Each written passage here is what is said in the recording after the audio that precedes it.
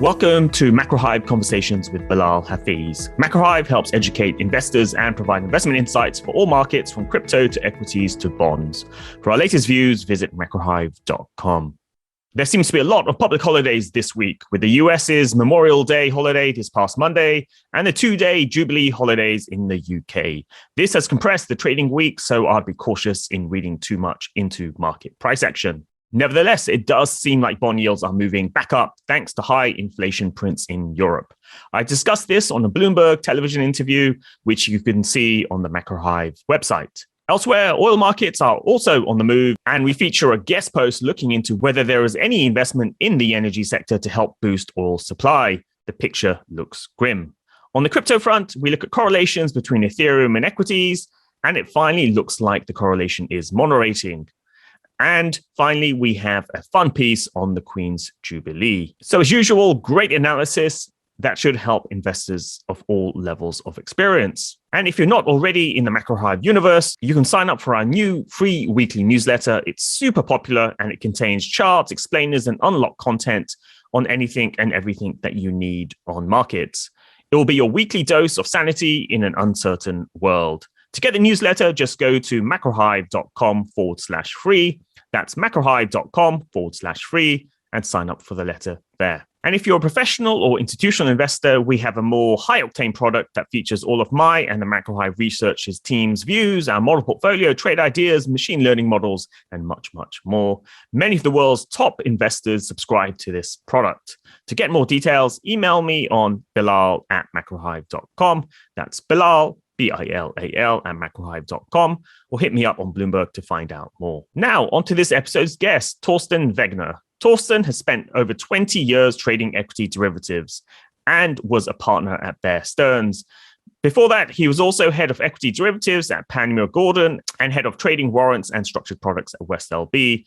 Currently, he educates and lectures on derivative markets. On to our conversation.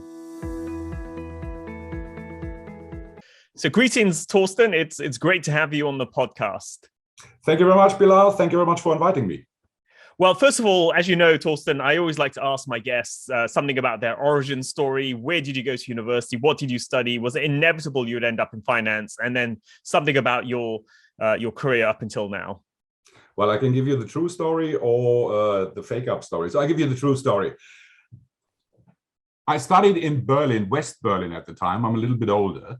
Economics and law, and I actually never intended to go into banking until I saw a little movie which was called Wall Street by Oliver Stone, which was originally produced to critique the Reaganomics and the rough area of the 80s in investment banking. It was the biggest advertising billboard for my generation that was ever out there. So from that day on, I thought, oh, that is a very interesting part of the industry I'd like to work in. And when I finished university, I applied at several German banks and got a couple of invitations. And at this time, I don't know whether they still do this. We had a 3-day assessment center everywhere with all sorts of, you had to write essays, present it to people, do post-corp exercises, how good you are in memorizing things and making different connections.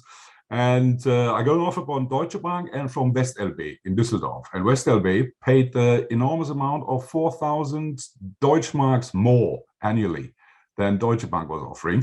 And Deutsche Bank didn't explain it properly. They said, yeah, we need somebody to eventually run one of our branches. And I thought, I don't want to be at a branch in Cologne or somewhere. They were talking about something like Tokyo. But they didn't explain that after the trainee program. So I said, no, WestLB, it's fine. They offered me a trainee program.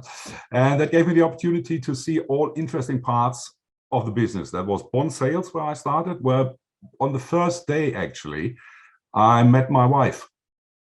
Okay. I didn't know it then, but when I entered the trading floor for the first time, there was a bond trader with 2 phones on her ears, talking and shouting and doing deals. And I was quite impressed and didn't think about it. And years later, we met again after she had left to Merrill Lynch and then eventually came back. And the rest is history.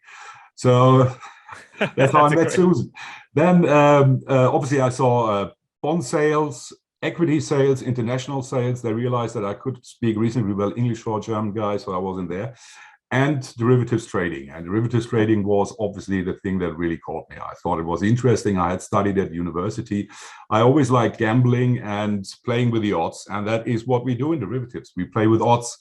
And when it finally came to the end of It's funny you mentioned gambling and playing the odds, because when you work in a bank, I worked on sell-side research for a bank for a long, long time. The one thing we're not allowed to do is to use any gambling language when we write in our research reports. It's forbidden, so we can't talk about the odds of this event are high, because the bank doesn't want any perception that investing is linked to gambling or is associated with gambling or is gambling in any form. Well, let's put it that way. Gambling in its worst form is actually just that, gambling. If you do it professionally, you play the odds, and odds is probabilities, and probabilities can be calculated, and that's actually an educated guess. So I would assume that, well, I never had that experience, but my approach was a bit different. I was from the trading floor. So our language, that, is used to be roughly a little bit rougher than in the elaborated presentations or sales pitches you do out there. So, but necessarily, I like the ideas of working with odds, using the mathematics behind it all, and make educated investment trades or speculations out of it. And when it came to the point where they, after the trainee program, tell you what you're going to do, I thought, great, I'm going to be a derivatives trader. And they put me in international equity sales. And because they needed somebody there, which I didn't know. And corporate politics, they had put their hands on me first. And the derivatives boys, who also liked me, said, okay, fine, you have him. We get the next one. And I was three months in equity sales, and then I resigned. And I met my boss and my 10-year longer boss then on the way out. I was about to leave the building. I went to the restroom, and we were standing next to each other in the stalls. He said, so what are you doing? I said, just resigned. I said, really? Yeah, I have a better job offer in Frankfurt. They pay me roughly twice as much as I can get here. And he said, oh, now you can actually join our department. I said, great, what are you going to pay? And he said, the same you have now.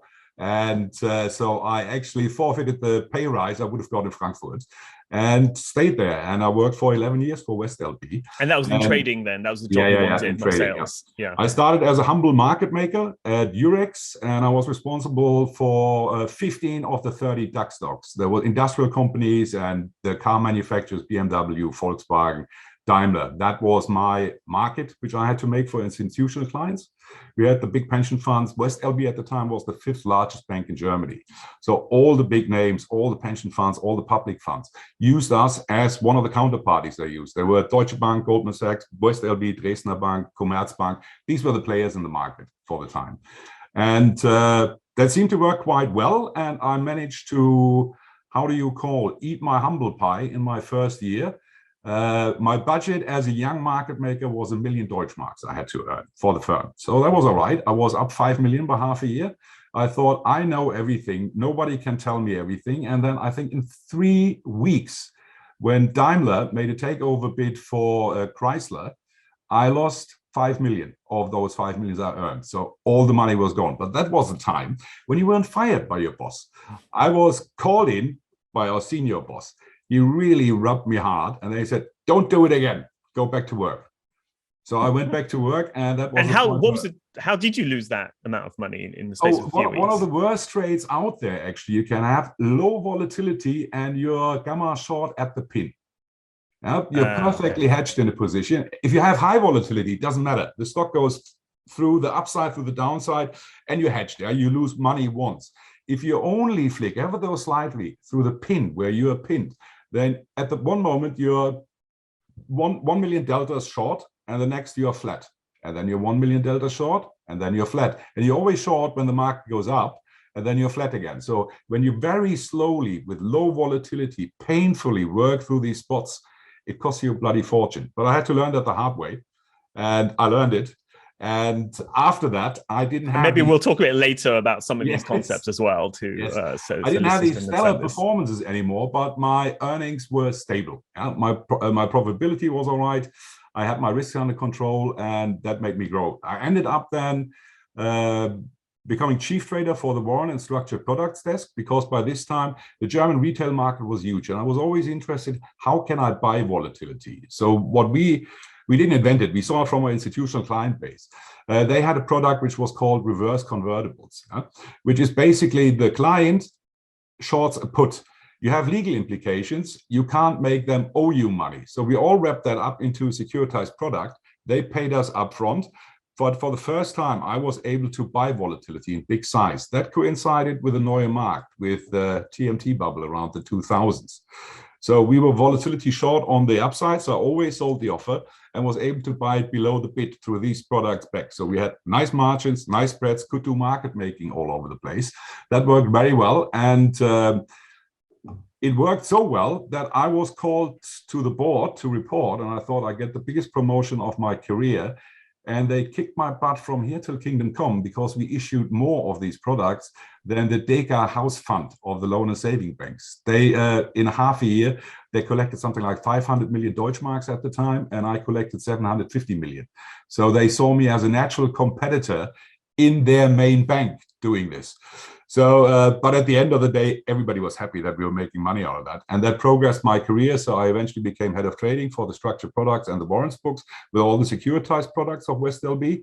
And then came the time when everybody went business card long. What does that mean? You remember the names of Dresdner, Wasserstein, Kleinworth, of Deutsche, Deutsche Morgen, Grenfell, and Bankers Trust. So everybody went huge amount of mergers. Yes, that shit crazy. And WestLB, always a bit slow, was the last bank who picked up the last available investment bank, Panmure Gordan, in London.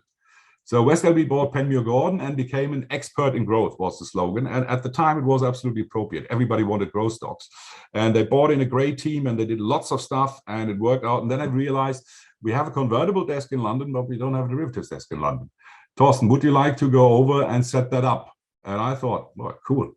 Now let's go to London. My wife's British anyway, so fantastic opportunity. So I went to London, started building this whole thing up. Then the market collapsed and then they reduced costs. In my case, they also reduced risks, which means all the risk books were suddenly reallocated to Germany.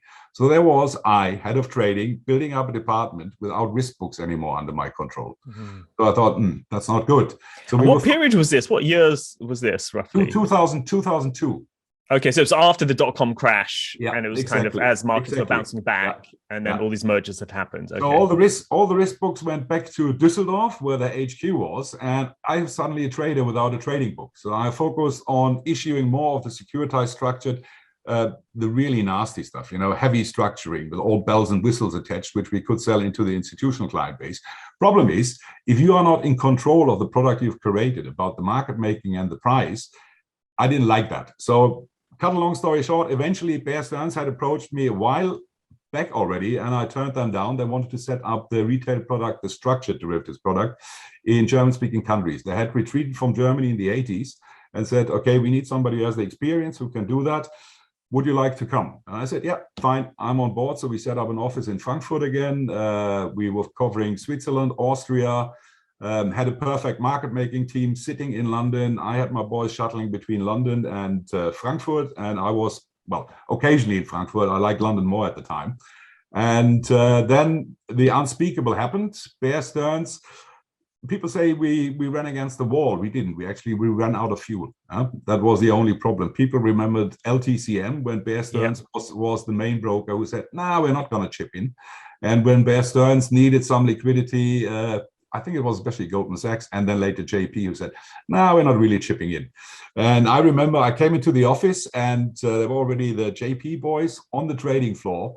And I saw my counterparty at JP Morgan on the Bear Stearns trading floor. And I went into my boss's office and said, you know what, I'm going to take my annual holiday right now and don't expect me to come back.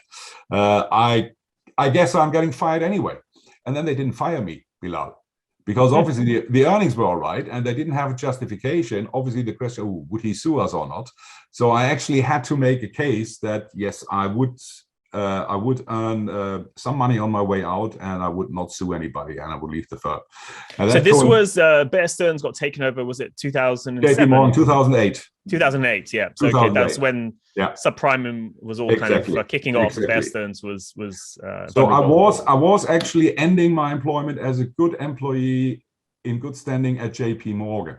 So that was already JP when I left. And that was the time then when I realized, you know what, you've hardly seen your kids over the last years. They were growing up. They were 6 and 7 at the time. And my wife wanted to go back to work.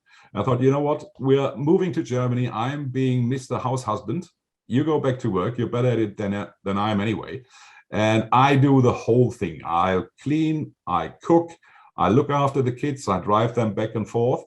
Yeah, and that's what I did for quite a long time until one of my old friends asked me, he's a teacher, he's educating people in Forex trading and economics.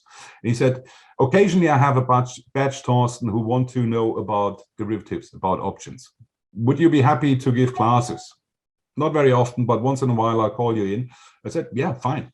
Let's try that. Bring 8 people to me. I want somebody who can barely tie their shoelaces and a mathematician. So that I prepared this presentation. Took me 3 or 4 months for a 3-day seminar. And because I wanted to find out, first of all, can I educate? And secondly, do I make mistakes? Can somebody shoot me down? And Susan then always asked me, because I had a fantastic title, it's strategic investment. Susan's your wife. Yeah. Strategic investments with equity derivatives. And she said, what are you working on? I said, my stuff. I said, oh, yeah, straddles and stuff. That became then the name of the seminar. And that worked quite well. So most of my students are people who already have made their money, sold their main business, are out of more a technical persuasion and say, why would I give my money to a 25-year-old bank advisor at Pictet? Everything I've done in my life, I've done well. So I learned how to manage my money. And that's fantastic. So the next step was the evolution out of that. Some of the best students, actually, I grouped around myself and we started building up, how would you call it? It's more than a website. All the tools I teach with, all the Excel sheets, students are lazy. They never use them. So I said, why don't we program that into an application where everything we use for trading, for investing, for speculating is there at the press of a button. So I had the advantage, these students paid me to teach them, and then they came on board, and now they programmed, we're in the progress of finishing it, one of the best applications to make trading easier for somebody who's generally a bit lazy. So you've transitioned from being a trader, running trading books at some of the big banks to becoming a teacher and educator now in derivatives. I love it. Bilal, if you're used to talk people in very expensive suits and it's all about money and suddenly your main audience is 6 and 7 and doesn't care about that, eventually you have this urge to come back into the industry. When they turned teenagers, it was really the question, what am I going to do with my whole day? And then this offer came in to teach, and I really loved it. It was fantastic, made a lot of fun. Then obviously I wrote a couple of articles for you. Then more people keep on calling. Universities ask me, would you like to hold a speech? And I'm almost inclined to get back to one of these lines from John Wick. People keep asking me, are you back? And I really don't know what to say. Because the moment I say, now I'm back at work, then it feels like work again. At the moment I can say, no, I'm retired. Everything I do just for fun. It makes a lot of fun. So you're like the John Wick, the Keanu John Wick of the derivatives world. Yeah. You don't want to get you out of retirement. Yes, I think I'm back at least in getting serious about. And what I'm doing in my spare time, I run the most expensive hedge fund in the world. I have a 100% performance fee. It's good. I'm the only investor, so I can charge myself whatever I like. Makes life much easier. And where I wasn't in the market for a while, when I was looking after the kids and doing the whole mundane things, it's actually quite nice to come back on the sidelines, and you're not as fast anymore as you used to be when you were 25, but a little bit of wisdom comes in. Yeah, you can lay back more and think, okay, I've seen something like this before. The odd rodeo I have experienced already, especially what we're seeing now. And then it starts making a lot of fun when you bring all these bits together. You have very good students you work with, you give education, you write an article, and you do your own investments, your own speculation, and you still have a lot of time to do what I love most, reading a lot of books, watching a lot of television, seeing movies, and thinking about things, what a lot of people don't tend to do anymore. I've spoken to so many of students and fellow peers and said, when's the last time you actually sat down in a chair without audiobook or music and were just thinking about a topic? And barely anybody could answer, Bilal. Nobody's doing that. That's fair. I mean, absolutely. I mean, I think that's one of the challenges of our time, that all of our time gets taken away by gadgets or other things. Now, Thorsten, I wanted to ask one thing. Obviously, you're a great educator. One sort of basic question is, derivatives as an outsider looks quite scary, especially options. People talk about volatility, all these funny Greek names, gamma, delta and all sorts of things. And, people hear scary stories about derivatives and leverage, that famous quote from Warren Buffett about weapons of mass destruction. Do you think it is complicated or not? Well, let's put it that way. I'm doing it now for almost 30 years. I've counted 27 it's now. It's not really complicated.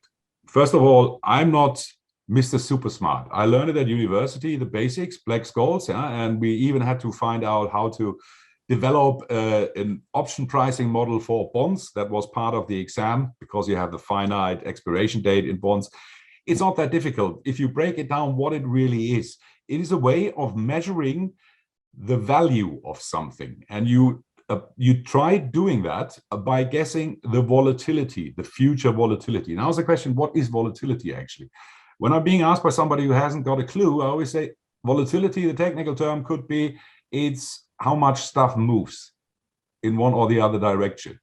And volatility in these terms is nothing more or less than the forecast how all market participants, who are always human, always the same people for the last, 10,000 years, we tend to do the same things, mostly rational, and then we are irrational.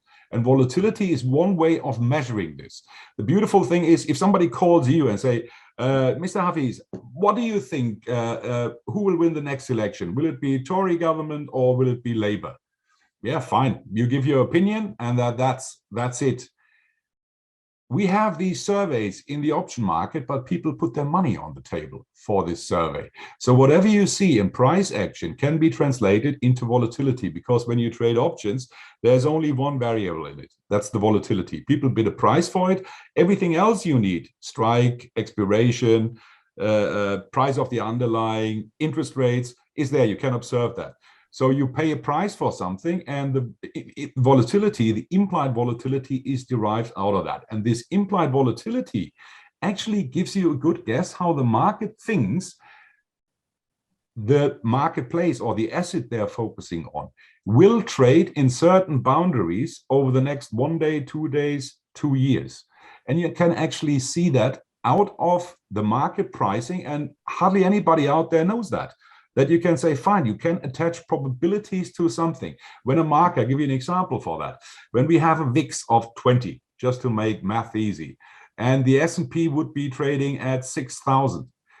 A VIX of 20 just means that the market thinks in 1 year time, the S&P will either will not trade higher than 20% from now, 7,200, or 4,800, with 70% roughly probability we will be inside this corridor, which then means the market only attaches the 15% probability that we might be above the top corridor we just defined.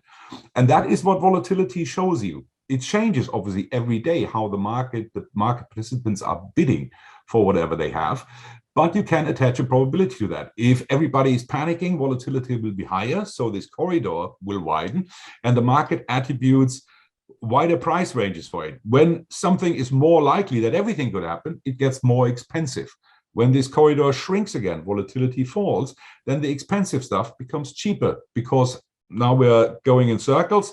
The odds have come down. Yeah? You're the bookie. The idea is I sell very, very favorable odds, and when the odds come down and they're not so favorable anymore, then I can go and buy them back. It will be cheaper, or the other way around.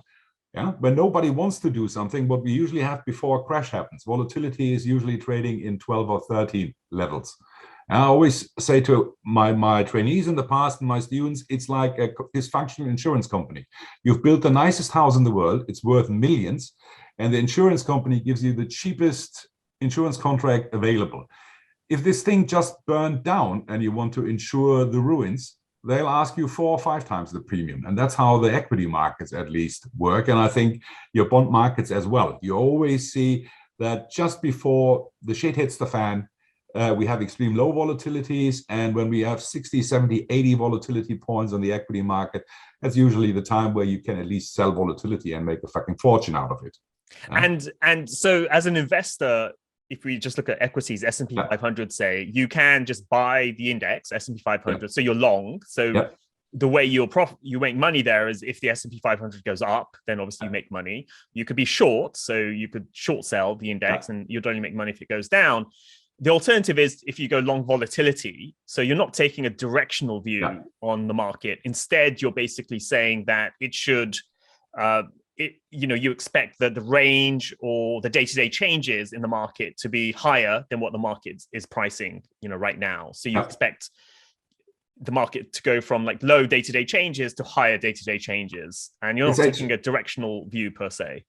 We just made an interesting study. It's hot on my desk last week. Two of my boys crunched the numbers, and we found out something which obviously everybody besides me probably already knew. Because when we're talking about volatility, what the VIX tells us is how the realized volatility, what the market will have done in 30 days, is guessed now. So what we did, we said, okay, let's check how is the correlation between what the VIX tells you, what might have happened in 30 days, and what really happened. And we have a correlation of roughly 72%. All right, fine. That's the volatility you see in the options market is a very good predictor of how much stuff will move. So just to be clear, just in terms of terminology here, implied volatility is what the market is pricing, is the expectation of future volatility, and then realized volatility is that what really actually happened. So yesterday's volatility, day before's volatility. And so what you're saying is what you tested was to see what the market's forecast was and what actually happened. Was the market correct or not? Exactly. And then we have a 72% correlation, which is in our terms very, very high. So then we looked at what actually happens in different volatility regimes. And that's very interesting. We have a negative correlation with volatility below 20, a positive correlation, volatility between 20 and 50, and a negative correlation between volatility at 60. In easy speak, if volatility is below 20, it always almost makes sense to sell volatility because it will get lower. If we are between 20 and 50, then we are in a country where you want to be volatility long, you more likely make money on the upside. You have a positive correlation between what really then happens.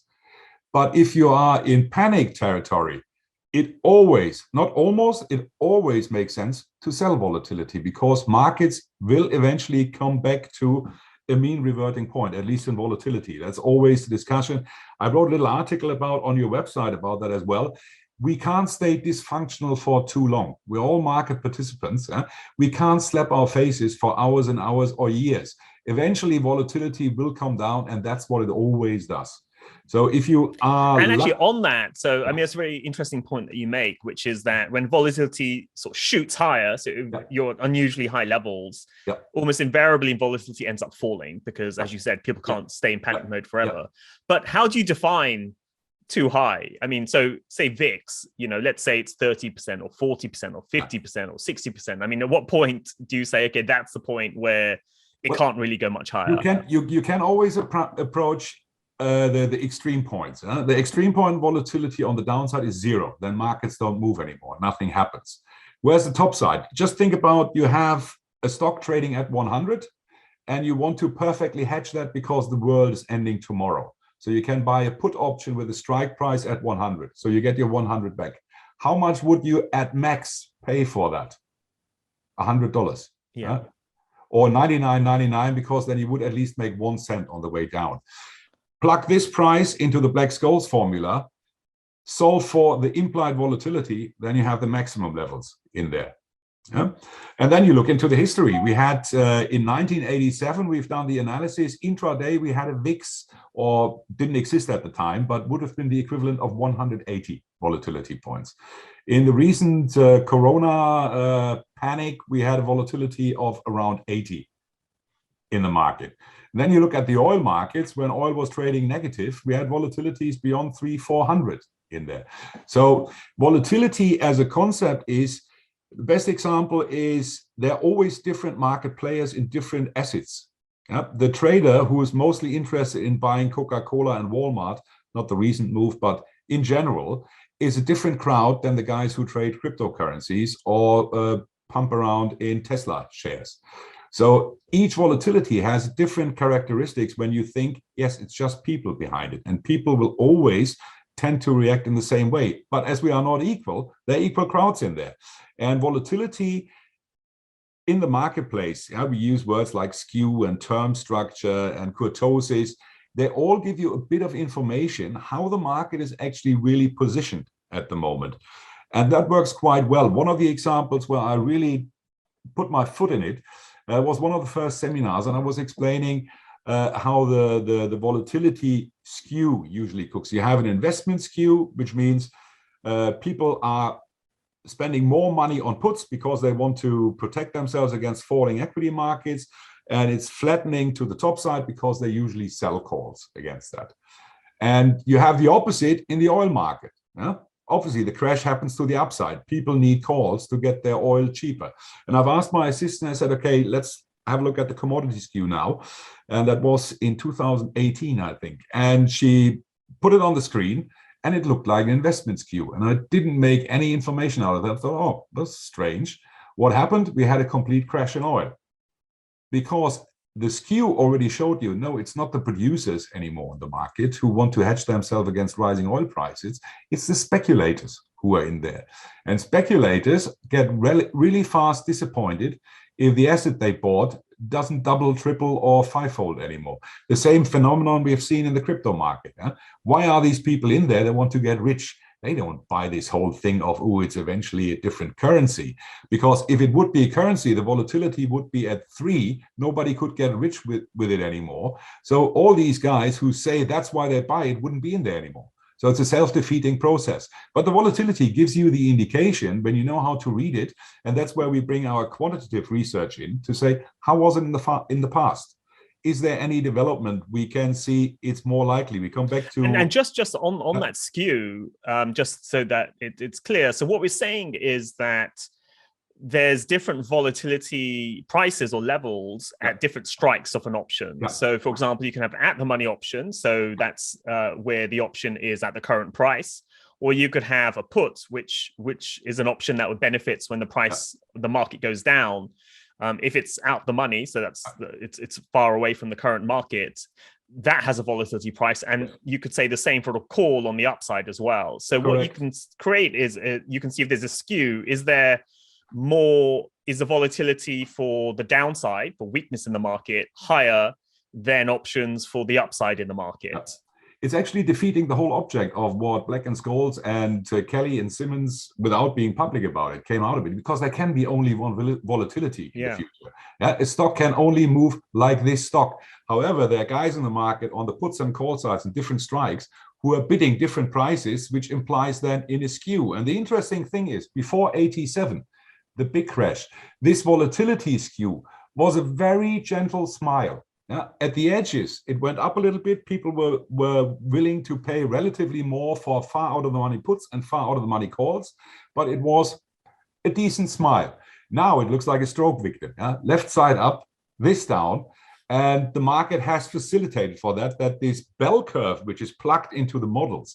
Everybody who's working in this market knows it's at best an approximation, and it might not even be a bell curve. It might not be what we think it is, but it works.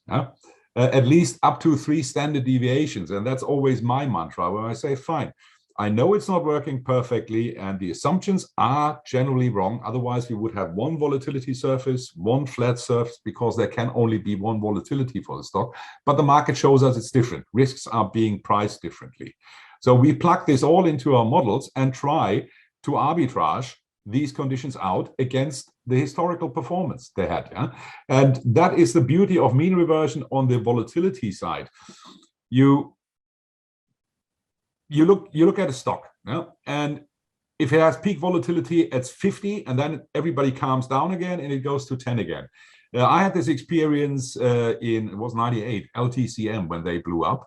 I had the head trader of Citigroup on my phone, said, here, Thorsten, I need volatility. And I said, where? I said, everything. I said, what maturities? Whatever you have. Because he had to reduce their vol risk, their Vega risk, the risk they had in their books. He knew that he was doing the wrong thing. And I looked at the stocks he was asking for. They were usually trading at volatilities of 15. They were trading at 50. So, yes, everybody thinks the spread is going to be huge in the future. And when the odds come down, it gets cheaper and cheaper and cheaper again. And you can measure this volatility against itself in our market, which is a big advantage, because if you buy just some share in some equity. I don't know. It can tenfold, it can make 1,000%, or it can go to zero. Yeah, prices are not mean reverting. Returns are, and that's what we are working with.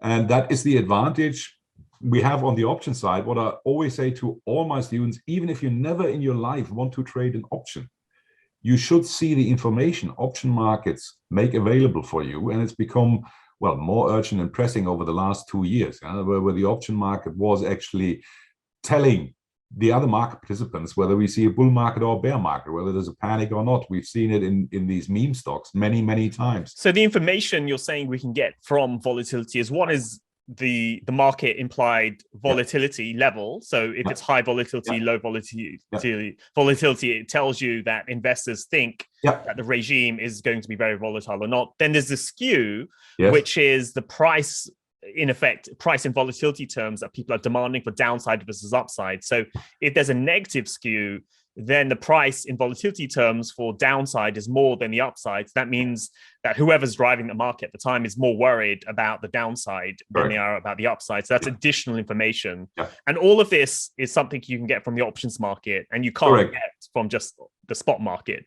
Where exactly. That's what I always call it in my investment framework. That is the sentiment part. And usually when you talk about sentiment, everybody says, oh, is it the put-call ratio? No, it's not the put-call ratio. Yes, it's interesting to see that. But what we were talking about now for 10, 15 minutes, volatility gives you very good information. But for me, it's just the icing on the cake, because first of all, you look at macro. You don't want to be long, I don't know, retailers or Coca-Cola in a market where the economy is booming and interest rates are at zero and there's no inflation on the rise. And you want to have growth there. And at markets we have at the moment, yes, you want to be in commodities, you want to have oil stocks and these things. So the overriding factor is macro. Then I usually go into the fundamentals to say, okay, in this sector I'm actually interested in, what is the company I most likely would like to place a bet on, either long or short. Then we go into the quantitative approach. Kahneman and Tversky, I want to have my priors. How did the past look?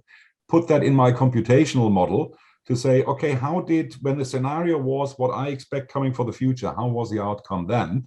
And in case I'm getting it completely wrong, then I have option theory, because what it's all based on, it's there you see how bizarre banks is. Banks are selling alpha. You have very clever guys who do analysis and tell you we can predict markets. If markets can be predicted, then you can generate alpha. So you're with Robert Schiller. And then you have Kahneman and Tversky, who said, Eugene Fama, who said markets are a random walk. Funny enough, both got the Nobel Prize at the same time, because they both did prove mathematically that they're right for opposing theories.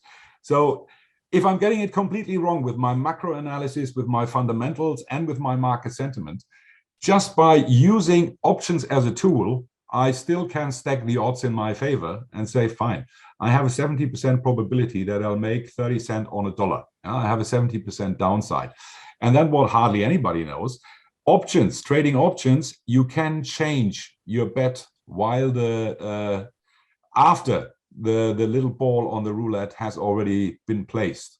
You get it completely wrong, then you can tinker around with your position. And when you thought, okay, I'm probably going to lose 70 if I lose, you can reduce that to 50. And then you have positive expectation values coming down the chain, if you know how to do it. You will make mistakes, you will lose money. That's why we have probabilities. If I have 70% successful trades, I'll have 30 losers in there. But I'm not affected for them, because I'm not doing these transactions once, I'm doing it over and over and over again. And that's why we have derivatives desk at banks. Yes, you will have the odd trade which might screw you, but that's why I always come and say, okay, the bell curve is not reliable, but up to 3 standard deviations, I cut my risk off at the edges. Yes, that will cost me a little bit of return, but I can sleep. If we see a 20% dive next day, I'll probably make. So if we have an example now in terms of how you would kind of manage your position. So let's say let's say you have just a call position. So you have a choice. So you're bullish on equities. You can either buy the cash market, so you can just buy the S&P 500, or you can buy a call.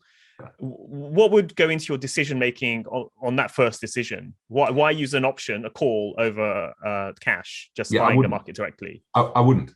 Yeah, that is one of the points. I haven't bought or shorted stocks, I don't know in how many years. In a position like that, I'm bullish on something. My process usually works. I might still be wrong. First, I start selling put options. Yeah, when I sell a put option, that simply means if the market tanks, I will get the stock. Somebody, and I have to buy it at that level anyway, but I got a little premium for that. That is reducing my costs already. If it is reducing my But do you have an underlying cash position when you sell the puts, or are you just selling the obviously put? I have liquidity. I have liquidity to be able to get these shares assigned if it works against me. So let's assume our scenario, I'm bullish on something and that works. So the put will expire worthless. I've taken the premium in, has already reduced my overall portfolio volatility. At the same time, I could have taken this premium and bought a call. But now let's assume the stock is trading at 100. I don't buy a call option at 100. I take the premium I sold from the put option, which is in my pocket now, and I go further out. I buy two options at a level of, let's say, 105 or 107. If I'm right, I'll make far more on the way upside to the upside because I have the progressive profile from the call option in there. I have the same structure. I want to be bullish. I want to invest, but I haven't used so far a single investment in equities. I even have reduced the volatility of my overall portfolio by using weapons of financial mass destruction. So you see that Mr. Buffett actually doesn't really know how you could employ these tools. Of course, you can be stupid. You can take all your money and instead of buying shares, you buy 100 times as many options and it doesn't work out and you've lost everything. Yes, but then you haven't used them intelligently. And the whole point about options is that you want to have a steady, manageable position where you have returns and you can calculate the odds for, and where you actually have your stop loss built in. I would set up structure up that if tomorrow... But say, for example, you sold a put. Yeah. Doesn't that mean you have unlimited downside potentially? Yeah, but if you buy a stock, what do you have? Unlimited downside. You have exactly the same downside position, but in one case, I bought a stock at 100 and it goes to 0. I've lost 100. I sold a put with a strike at 100 and somebody paid me $5 for that. The stock goes to 0. I've lost 95. So my profile on the downside is already less volatile than me just buying the stock in there. I have the same down. I can't participate to the upside in this position. And if I own the stock and it doubles, fine, I double my money. If I've only sold the put, I only have this premium. However, I put this premium to use. If I have this scenario just described, I want to be bullish, I take it then and buy something, maybe on a shorter time frame, a little bit higher, far out of the money. If I think, okay, there's a probability that there's a huge move to the upside. My other research indicated that to me. And then I have an asymmetric payout profile. On the downside, I lose less. And on the upside, I can make an absolute killing. And if it doesn't develop in that direction, well, I have at least the premium, and I do that over and over again. Yeah, no, that's a very fair point. That when you're long cash, you're also exposed to the downside. It's unlimited, at least down to 0, in the same way as selling the put would be as well. And when you, it's actually fairly simple because if you're a pure equity investor, you can buy something, you can sell something, or you can do nothing. Right? That's the 3 options you have. On the derivative side, there are not so many more options. I can buy a put, I can sell a put, I can buy a call, I can sell a call, or I can do nothing of these. And I can combine them in all weird and wonderful ways, which are possible to do that. You have to understand then obviously a little bit how these things behave when markets move. That's where you come to your Greeks, delta, gamma, theta, vega, rho, charm, vana, vega, voma, where you have to understand how these things have to move. It's a mathematical relationship. If they wouldn't move that way, then somebody could arbitrage the market. That's the concept which Black and Scholes developed to say, yes, we can replicate a portfolio in cash and underlying, which would have these options if I allow for permanent continuous trading and no friction in the system. So therefore, these things have to move in a certain direction. So actually, perhaps we should go on to the Greeks then. So what is delta, and then how does that relate to your option? Well, delta is there are different ways. You could say delta is the hedge ratio, which is confusing people. Mostly you say, okay, if I'm long a call and there's a delta of 50, I have to sell half the underlying, and then I'm delta neutral. Best explanation is it gives you roughly the probability that when the option expires, let's say you have an option for 1 year and it has a delta of 50, a delta of 50, 0.5 tells you it's a 50% probability that after 1 year, you will be above that level of the strike level you had. In our example, the stock is 100. You have a strike at 100. The delta is 50 for this option. That is part of the game. Yeah, let's not take dividends and interest rates in here, just to make it simple. It tells you in a year's time, it's a 50 chance that you will trade above 100 or below 100. If you have a delta of 15, that would say, okay, the strike must be higher. In our example, let's say the strike would be at 115, yeah, the call option strike, but the equity is trading at 100. Then it's only a 15% probability that by the end of the year, you will trade above 115.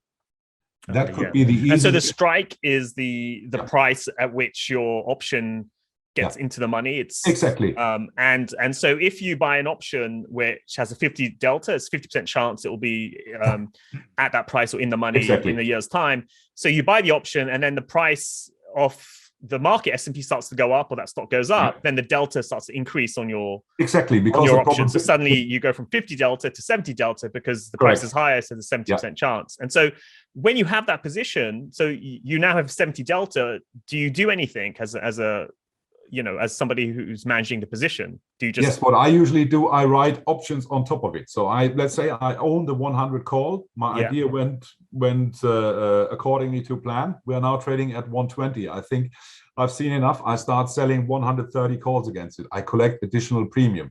What's the worst that could happen? Nothing. I already have a winning trade there.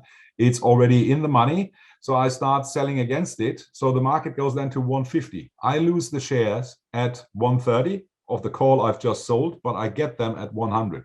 I have 30. I have a $30 spread P&L plus the premium I've taken in, and what I've minus the premium I paid at the 100 level. So you play this stuff over the timeline. You don't have to be always in the same time period. You don't have to trade only 3-month option against 3-month options. You can go long 5-month options and sell 2-month options against it, or vice versa. And in that case, why would you buy, or why would you sell higher strike calls? Why not double up on everything and just buy, not sell but buy a call? Absolute valid strategy. You roll up the ladder. That is okay. So this is just your different investment styles. Exactly. So your first example was one where you're basically almost you're kind of managing the upside. You don't mind giving up some upside to earn some premium, and the outs might say, no, hang on, I'm going to basically go with the move and start to buy options. You see, I'm a bit of a conservative and you're a bit of a gambler, Bilal. Yeah. Because you want to double up, which you could easily do in that position. Yes, you have already made money, fine. Then you roll the strikes up. You own the 100, the market has gone to 120, which means your gamma, your rate of change goes down. You want to get additional juice out of your position. So you roll the strikes up. You go again to 120. Now you've already made money. Maybe you can buy 2 of those. You put the money in, the market moves more in your direction.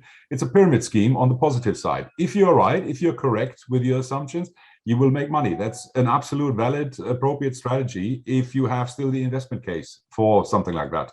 And you mentioned gamma there. Yeah. What do you mean by gamma? Gamma is the rate of change of your delta. It simply tells you how much the probability changes when things happen. And there's a different distribution in it. Gamma doesn't behave like delta. It's different. It moves very, very fast at the outer edges and the relative change in there. And it's the biggest right in the middle. So your probability from 50% to 55 changes the most. That is the gamma, the rate of change of the probability in this case. The further you're away, something has to move first a little bit before you start noticing that the price went up. However, in relative terms, the price of these far out of options you have there, which might be 2 cents, is suddenly 4 cents. Not really, but it's actually 100% increase. That's what you have with these gamma distributions in there. So the gamma gives you this information, what is going to happen with your position. And when we're going back to the hedge ratio, it tells me as a market maker how much stuff I have to buy or sell to be neutral in these positions. That was the big talk over the last 2 years. Oh yeah, gamma and market makers. And when you've been in the screens and have done it for your whole life, you know exactly what that means. That's how we started our example when I got screwed out of my first million. When a negative gamma does horrible things to you. So this gamma gives you the information how your hedges should be put on. Okay, so let's say you have that example of the call earlier. You have the 50 delta call. So the strike is the same as the current price. It's say it's a 1-year option. The delta's 50. What would the gamma be? Gamma doesn't have a ratio between 0 and 100. It's actually the term. If easiest example is the delta is at 50 and you have a gamma, because gamma is also dependent on the volatility you price into the model. Okay. That's volatility is high or low. When we're at the money, the delta will always be 50. Your gamma is different, which means, let's say you have 50 and you have a gamma of 2. Your pricing watch shows you 2, and then the market moves $1 up. That simply means your new delta will be 52. The 2 gammas get added on to the delta you have there. Then the gamma is not continuous, 2, 2, 2. It changes over time as well. So the market moves further up. Now your gamma is only 1.5. So now you're at 53.5 in deltas when the market moves 1 further up. So you could actually see the information the gamma gives you is how much additional shares you would generate if it goes into your direction or against you. In one case, it goes into your direction, you get longer if you're positive gamma.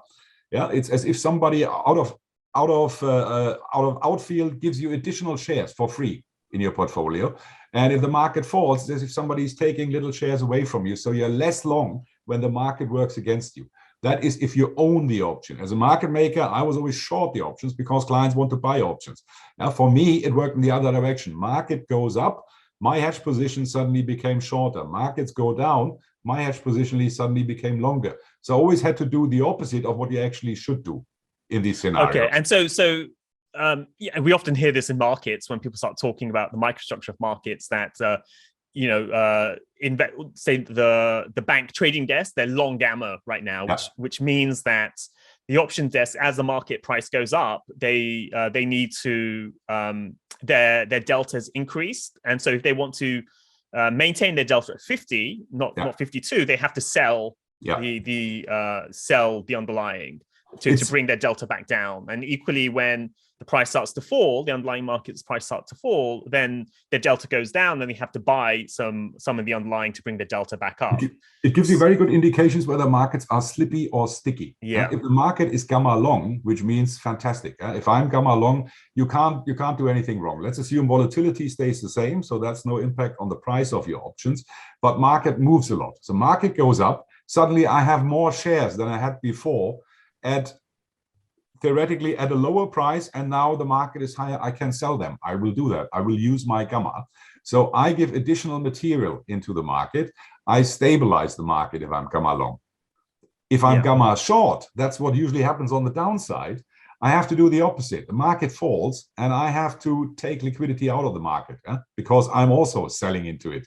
If the market is on the upside, everything is smooth running, everybody's bullish, I'm gamma long, I can say, fine, you have more shares. So that's why we see the direction of the market. On the upside, we always have this slowly grinding up because there's always new material coming out. Why is that?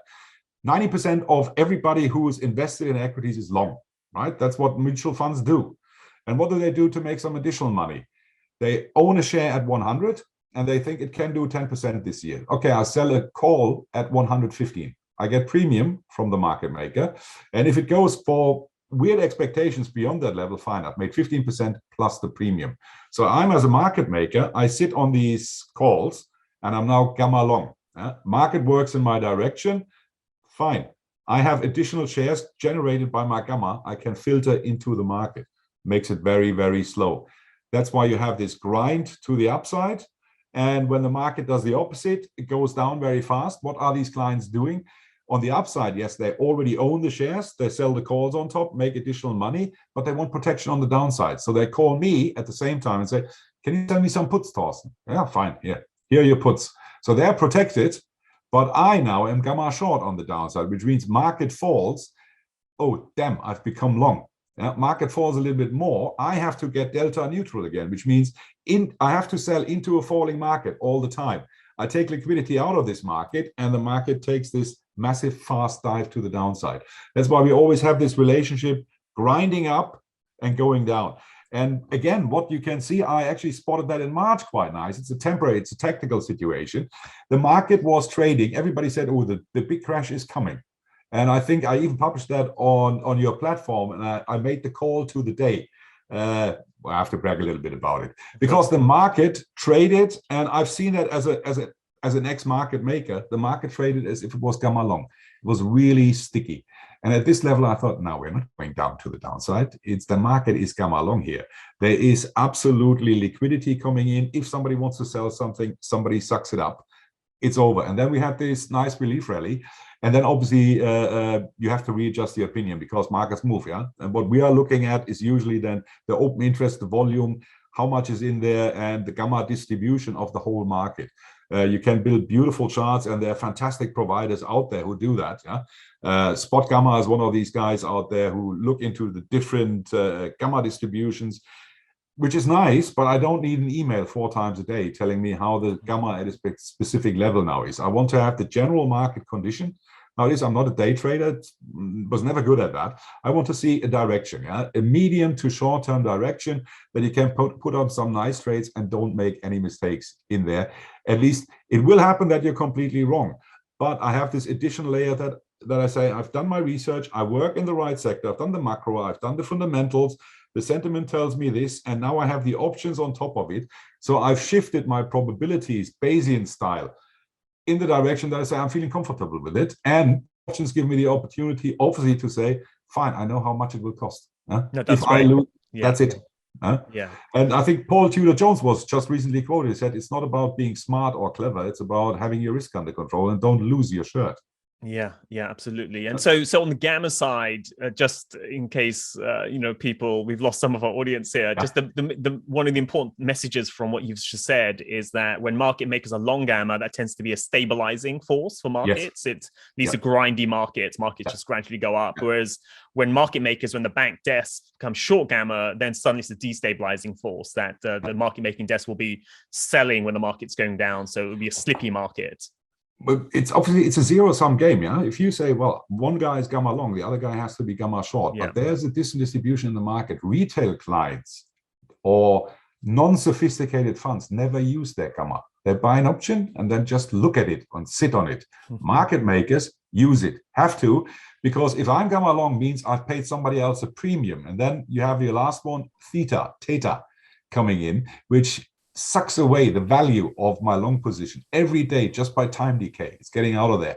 I can earn that, but I have to use my gamma to do that. So if the market is gamma long, you say, yeah, fine. The retail has sold everything to the market makers. The market makers are actually using that stuff and make it a grindy, sticky procedure. If it's the other way around, fine.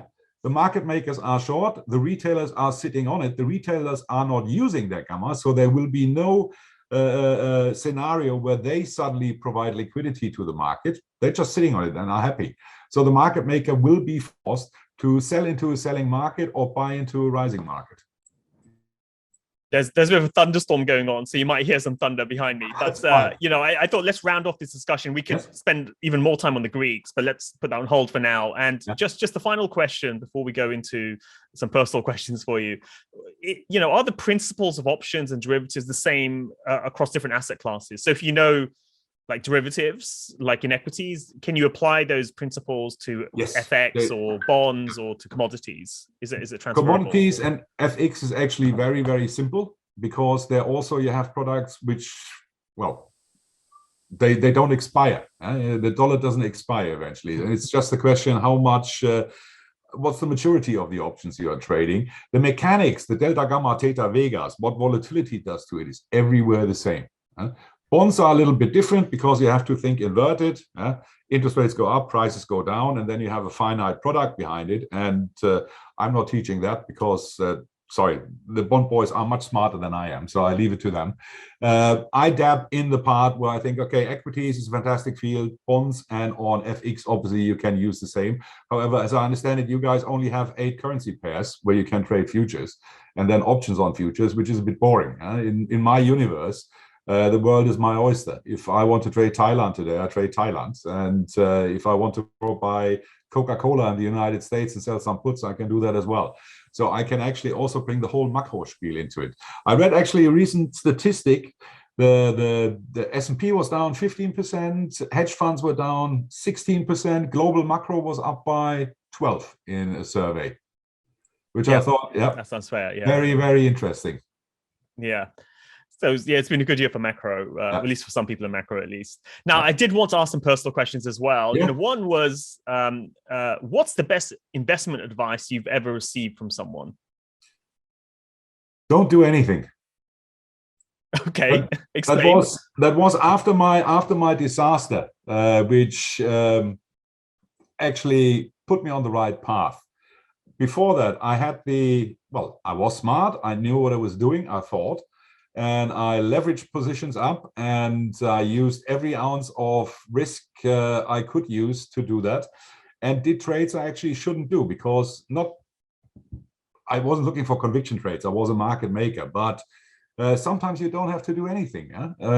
It's fine. If you don't do anything, you don't make stupid mistakes. When you have the conviction and the math behind it, the odds, the nasty word, are in your favor, then you do the trade. But before you have this scenario materialized, sit back, drink a coffee, have a nice chat with your neighbor. It doesn't hurt you. It's all about preserving money.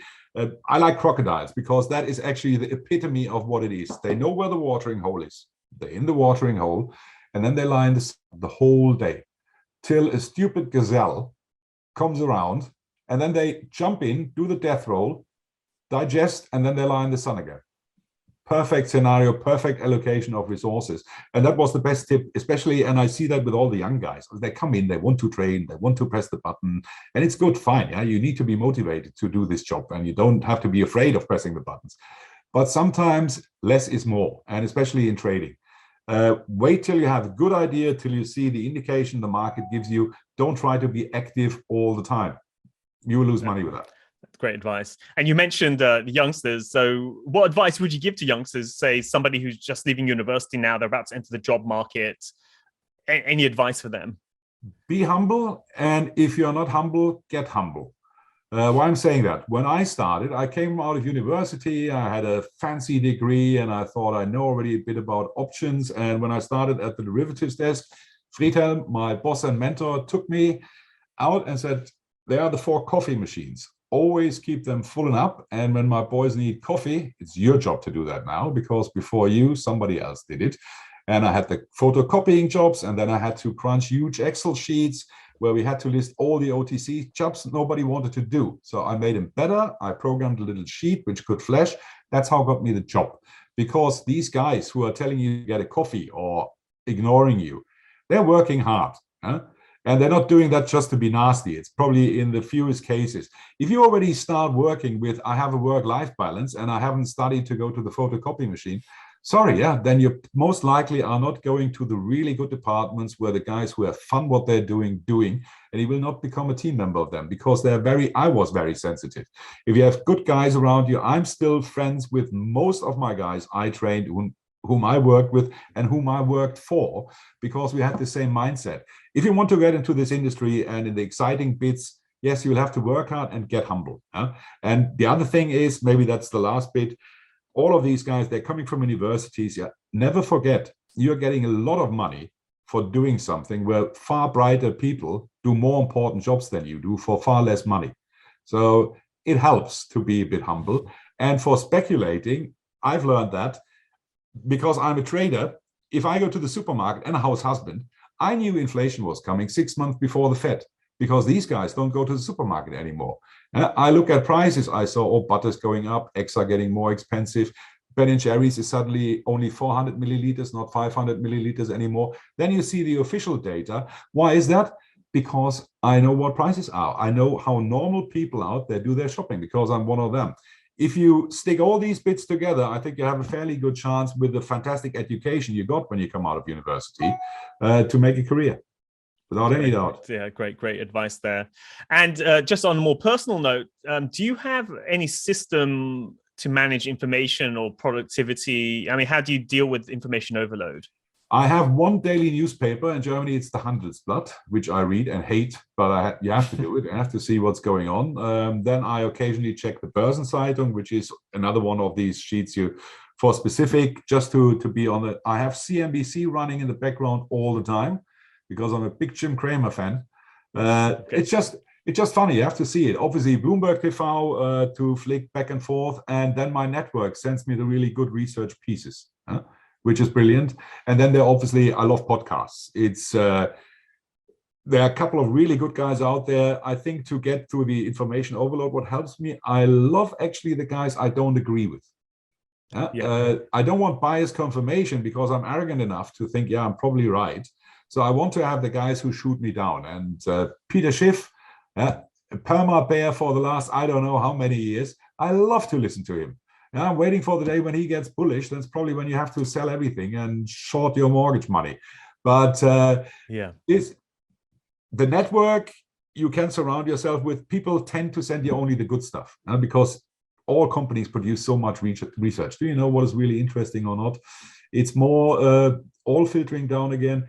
I'm a mainstream man, which is positive because I know if I like that, probably everybody else will like it too.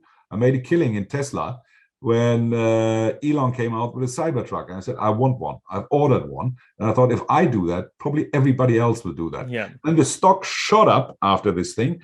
I made 100%, and then it made another 600, but I was already out again. However, mainstream, see what the people are doing out there. Where we start with, we have this mean reversion for 10,000 years. We do trading. It's always the same guys doing the same good things and bad things in there.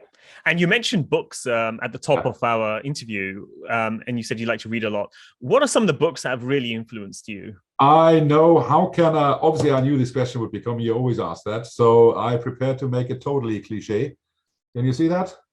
Oh, Reminiscences of Stock Operator. Yes, great. Jesse Livermore. I got my first copy into my hands quite early, and I was just fascinated. I like the idea of him going with the flow, going against the flow, reading the tape, analyzing situations, and then also the tragic backstory. And the other one has actually more to do with railways, but that was one of the most influential books in my life, Atlas Shrugged by Ayn Rand.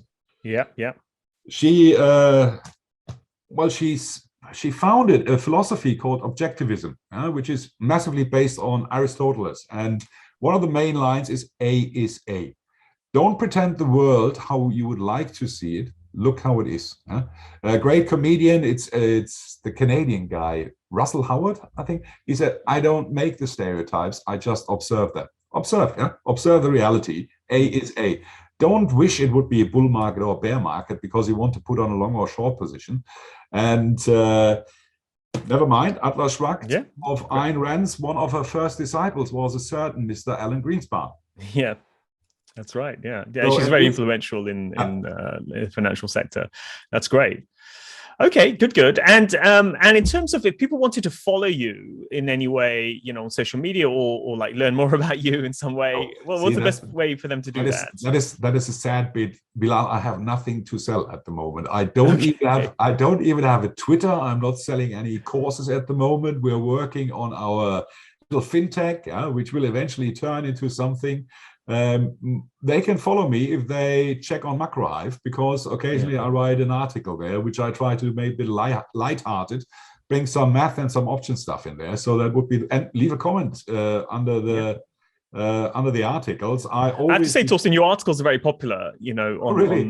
Your article on what is gamma and all these sorts of things. It seems like there's real hunger out there, even from people who are in banks and are very experienced. They also want to learn some of these concepts because it's one of those things where many people kind of know what it is, but they don't really know. And so it's good to have this type of education. Bilal, I always say there's no shame in that. Yeah? You can't know everything. If I want to know something, if I don't understand something, how economy works, I'll ask a specialist for that, and they'll explain it to me. Because I'm not stupid, I'll understand it. But a lot of people make the mistake they don't ask because they assume you should already know, and I don't want to look stupid doing it. I think maybe another advice for the youngsters leaving university: don't be afraid to look stupid. If you don't understand something, ask. That's what I did, and people explained it to me. And if you ask nicely, they explain it nicely to you. Works. Yeah, that's great. Okay, well, with that, thanks a lot for taking the time. It was to entirely have this my conversation pleasure. with me. Yeah, and good luck with everything that you're doing.